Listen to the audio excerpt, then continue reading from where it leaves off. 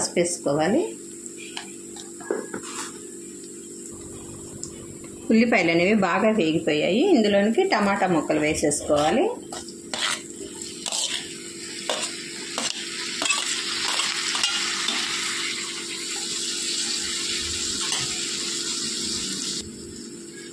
ఒకసారి కలుపుకోవాలి.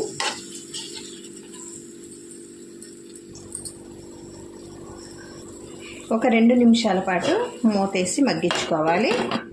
ఆవిరికి మెత్తగా కుక్ అయిపోయిద్దండి టమాటా అనేది.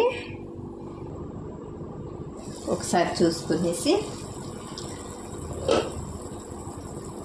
ఈ విధంగా కవర్ చేసుకుంటే వాటర్ అనేవి ఇలా వస్తాయండి. ఈ టమాటాల్లోంచి విడిగా వాటర్ పోసుకునే అవసరం ఉండదు. ఇందులోనికి 1 టేబుల్ స్పూన్ దాకా కారం వేసుకోవాలి.